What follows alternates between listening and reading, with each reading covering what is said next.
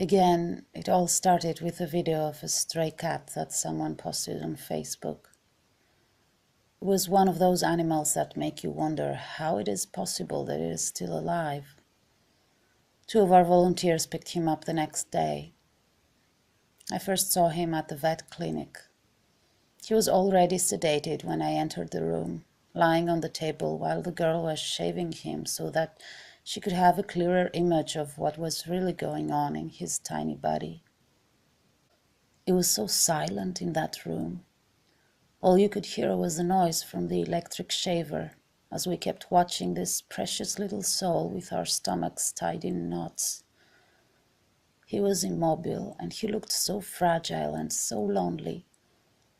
Apart from his bad eye, his broken leg, his mutilated tail, the dermatological problems and the starvation, he also suffered from FIV, and his immune system, already weakened, was struggling to fight off everything that was wrong with him. An hour later, although still sedated, he started trying to stand on his feet. That's all he knew so far, making it on his own, without help from anyone. When we posted about him on our Facebook page, someone commented that this little one has an iron soul, so we named him Iron. We put him in a crate in the cattery. It only took him a couple of days to turn from a wild feral cat to a loving, tender boy.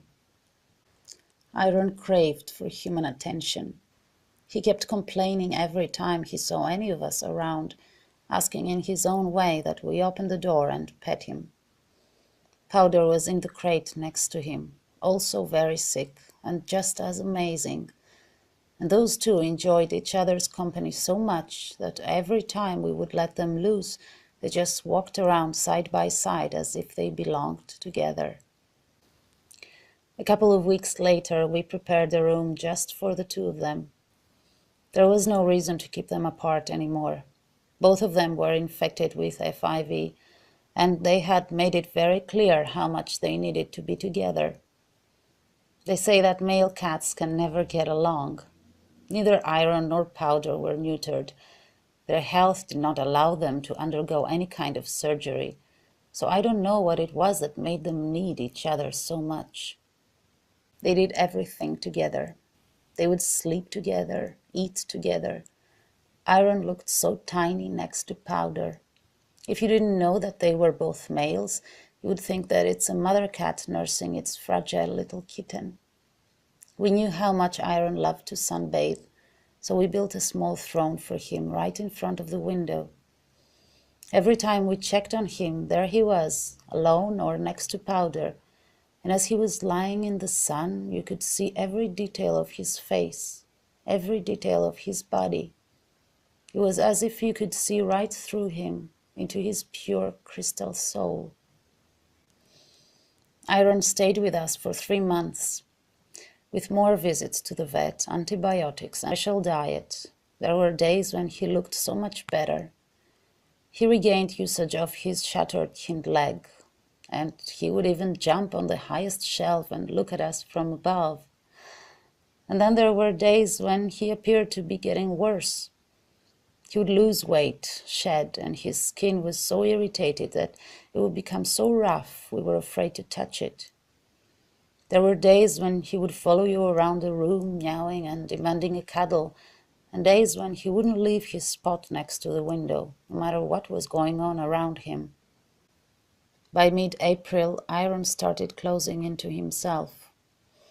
He was always a tiny cat, but suddenly he started looking even smaller. He started losing weight, and his beautiful gray fur never grew back.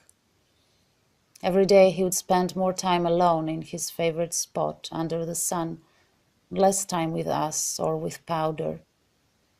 No matter what happened in his room, whether volunteers or other cats were coming or going, Iron would not leave his spot.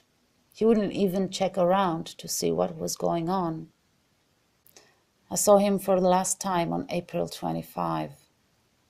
His room was busier than ever, with Hope running around, Powder following me everywhere, and Morgan recovering in the crate. But Iron didn't even turn around to see who it was at the door. He was in his throne, looking out the window and facing the sun the entire time I was there, as if he couldn't decide if he wanted to sleep or stay awake. I wanted to hug him so much, but he looked so lost in his own world that I didn't dare disturb him.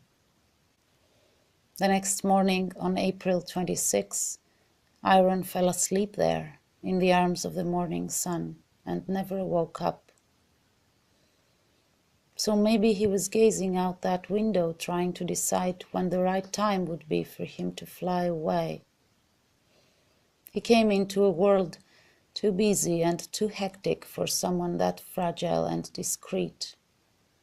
He lived his life in the margin, and he left as quietly as he had come, with a dignity you rarely see in us humans.